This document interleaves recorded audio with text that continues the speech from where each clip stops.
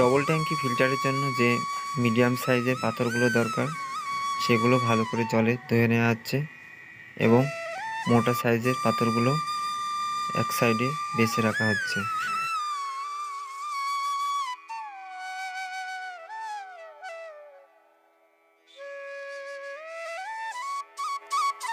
এরপর যে মোটা সাইজের বালিগুলো দরকার সেগুলো একটা বড় পাত্রে জল রেখে ফিল্টার নেটের সাহায্যে ভালো করে পরিষ্কার করে ধুয়ে নিতে হবে।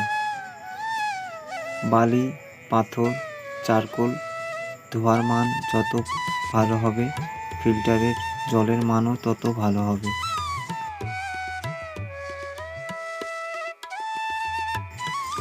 একইভাবে কার্বন বা কাঠকয়লা ভালো করে একটা বড় পাত্রে জল রেখে ধুয়ে নিতে হবে।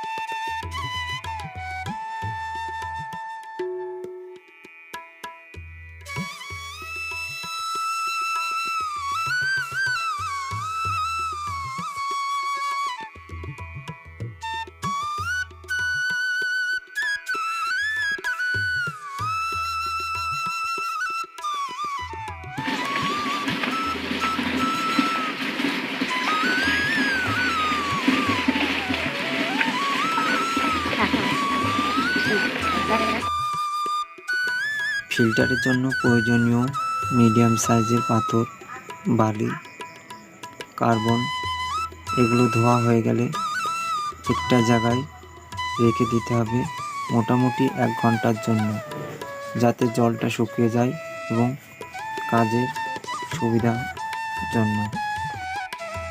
মিডিয়াম সাইজের পাথর এবং মোটা বালি 5 বস্তা 5 বস্তা করে নিতে হবে, যাতে ধোয়া কমপ্লিট হওয়ার পর 4 বস্তা 4 বস্তা করে দাঁড়ায়।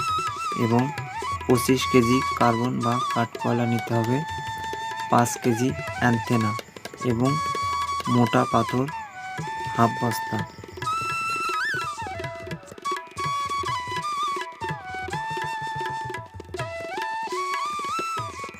এক ইঞ্চি টুকরো পাইপ কেটে ফিল্টার নেট ডবল ভাঁজ করে তামার তার দিয়ে বেঁধে নেওয়া হচ্ছে।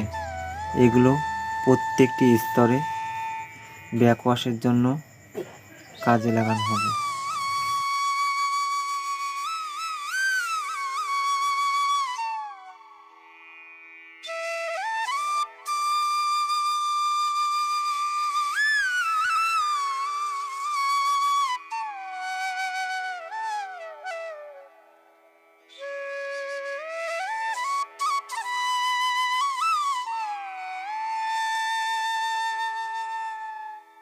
ট্যাঙ্কি ফিল্টারের জন্য এটা একটা গুরুত্বপূর্ণ কাজ।